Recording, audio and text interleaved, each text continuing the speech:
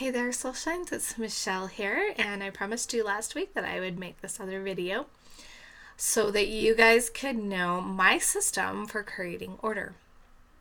Now, one thing that's a part of my system is I set intention words. I set intention words for my year. I set intention words from birthday to birthday. So I have 2-year-long intention words, sometimes 3 if I feel it. I set intention words for each month, and I set intention words for each week. And often I set intention words for each day. So I've started this thing in the morning where I sit down and I express a gratitude. I set my intention word for the day, and then I do this system where I ask for some guidance. Now, the irony is that last week, or by the time you watch this, it'll be 2 weeks ago, I was researching the law of order, and that same exact day, I came across this guy who has a system that is very similar in some ways to what I'm about to present to you. It didn't quite feel right for me. His system may be perfect for you, but it's not for me. But there were some things that he reminded me of. A few years ago, I used to ask myself every day, what important things does God want me to do? And I'd get a couple of important things. And when I followed them, they'd be amazing. Sometimes he reminded me to pay a bill, and sometimes he reminded me to connect with somebody. It just depended. I've decided now to try this, and I've been doing it for a few days, and it's incredible. I have divided my life up into 7 areas. Each area goes out like this, like a ring. So it looks like kind of like a target. And in the very center area, the most important thing that you do in your day is you sit down and you ask your higher power, whether that be God, the universe, your higher self, whoever it is that you connect with as a higher power to help guide your life, to help you live an aligned life, you ask that person what you can do for that part of your life. What can you do to help improve that relationship? What can you do to make things better, make things right? This is our most important relationship because this is the one that sets the foundation for everything else. And so we work on this first, and I ask, and I write it down on my paper, what do you want me to do for this area? My answers vary. Sometimes they don't seem to make sense. Like today, I'm supposed to make a flower arrangement. That doesn't really make sense why that matters with my relationship with God, but somehow it does. And then, so that's the first area. The second area is myself. I ask, what can I do to take care of myself? What can I do for myself? This is like putting on your oxygen mask on an airplane. You cannot take care of anybody else unless you can take care of yourself. I cannot give, I cannot serve, I cannot fully love other people if I'm not taking care of me. So that's why it's the second most important relationship, is taking care of myself. And again, my answers vary. So these two are going to be the same for everybody. They don't change. Your higher power is in the very center. Yourself is in the next area. The third area is for your significant other, your sweetheart. And for me, as I don't have one, I still ask about it. What can I do about my sweetheart? Part of it is so that I can make changes in myself to be ready for him to show up. Sometimes it's letters to him. Sometimes it's meditation with him. Sometimes it's nothing, but take care of yourself. I just ask, what do I need to do for that relationship? And I'm sure when I get somebody, it will be some sort of connection information that I get. So God, self, sweetheart, next comes your family. Whoever is in your family, they don't have to be blood. Sometimes the people that are blood are not in this category, and that's okay. You ask what you can do for that area of your life. What can I do for my family? The next area is friends and extended family. This is actually where my oldest son goes. he is now extended family. He's married, he has a child, and we're not his priority right now.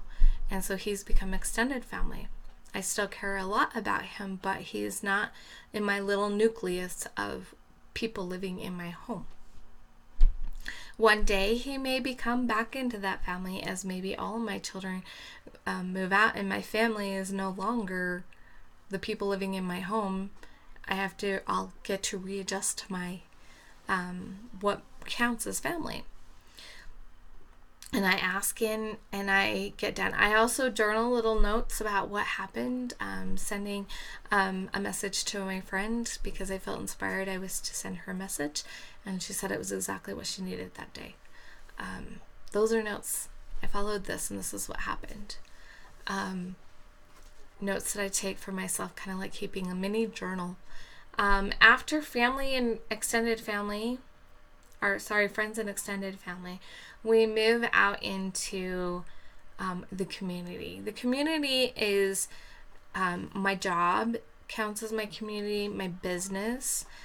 Sometimes YouTube does, sometimes it counts out farther.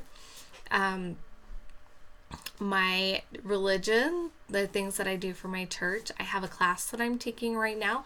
That class counts as my community. These are groups, institutions, things that I belong to as a community, a cultural that I'm involved in. What can I do to support that? Are there things that I need to do for work? Are there things that I need to do for my business? This is where this comes in. And then the last area is the world. What can I do to impact the world?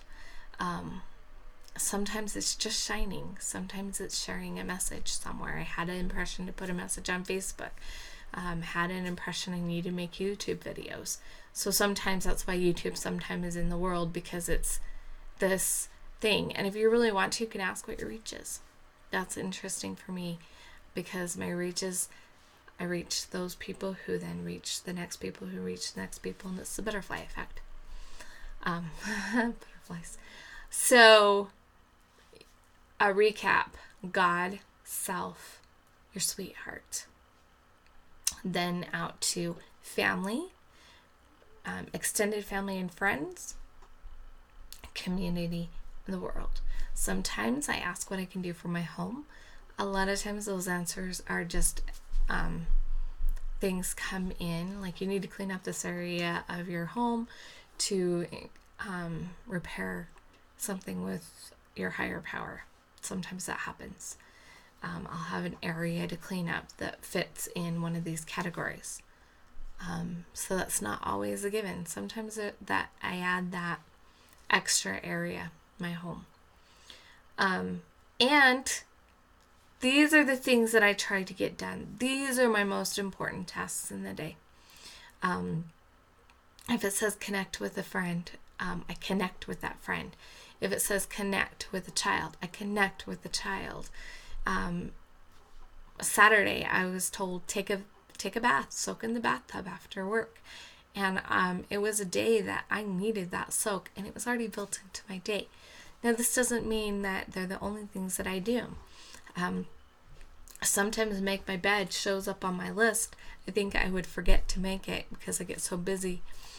Sometimes make my bed doesn't show up, and I still do it. So you don't have to not do it. When I'm not aligned, as I'm asking in the morning, I can get a lot of things that I'm not going to end up doing. So it's really important that I get in tune and I align. I get into a meditative state and I pray about what I'm going to put on that list. And those days go amazing. I also, on Saturday, I was told that I needed to rest, but now no TV, don't watch TV. But my mom brought home dinner and I ate it with her in the living room where she had the TV on, and I started watching TV. I hardly got anything on my list done that day because I got sucked into TV. I didn't listen. That's my experiences. If I really am in tune and I write down what I'm feeling, I have an amazing day. I get so many things done. I feel so good. I feel amazing. If I do something I'm not supposed to, according like the list says don't do this, and I do it, the whole day gets messed up. And if I'm not aligned, I overwhelm myself. So those are a tip for you, a way that you can practice and use in your own life, is take time to ask about these different areas of your life, what you can do. Even if you just get one thing from each area, that's still 7 incredible things that you do during the day for yourself and for those around you. And as you build those relationships, you will build miracles in your lives. Remember, everybody, let your light shine, big, bright, live, and beautiful. And I'll see you guys next time.